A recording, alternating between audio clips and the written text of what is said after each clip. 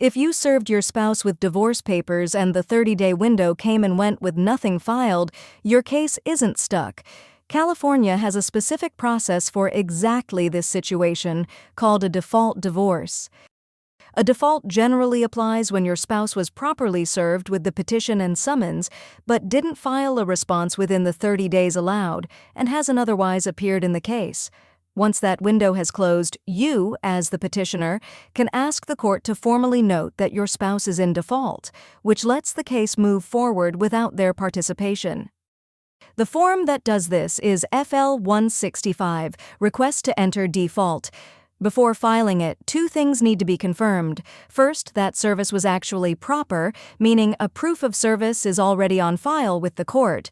Second, that the full 30 days have passed since that service date, with no response showing up in the court's file. Filing FL 165 too early, before those 30 days are up, is one of the most common reasons a default request gets rejected. FL 165 itself asks for a few key things: the respondent's last known mailing address, since the clerk generally mails a copy of the default there once it's entered, a declaration made under penalty of perjury about how and when service happened, which needs to match the proof of service already on file exactly, and which type of default you're requesting. That last part matters, because not every default looks the same.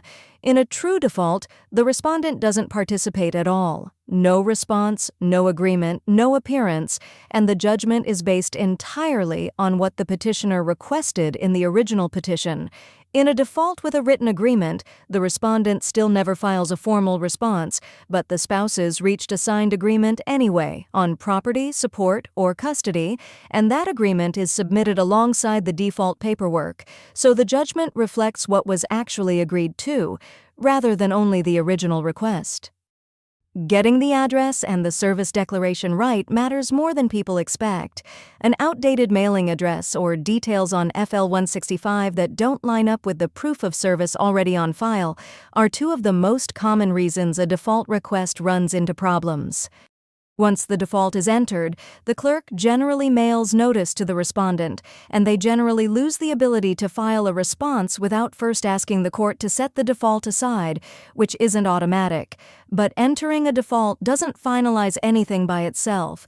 Financial disclosures still need to be completed, and California's mandatory 6-month waiting period, which started on the date of service, still has to fully run. When the case is ready to move to judgment, that's where Form FL 170 comes in, the Declaration for Default or Uncontested Dissolution. FL 170 asks you to reconfirm residency and the legal grounds for your case, confirm the status of financial disclosures, whether they were completed or properly waived, and confirm exactly what terms you're asking the court to approve. Since there's generally no hearing in a default case, FL 170 functions as the court substitute for live testimony, so everything on it needs to match what's already on file, particularly the original petition.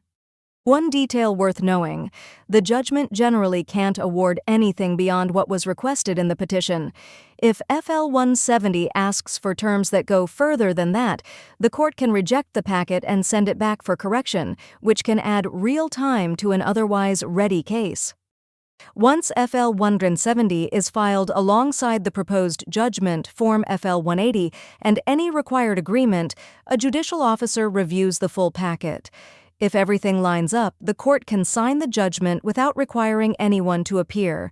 All told, a default case, like an uncontested one, generally lands around 6 to 8 months, since it's still bound by the same disclosure requirements and the same waiting period, just without needing your spouse's active cooperation. Most default cases don't run into trouble because the law is complicated. They run into trouble over timing and small details, filing before the 30 days are up, an outdated address, or a requested term that doesn't match the original petition.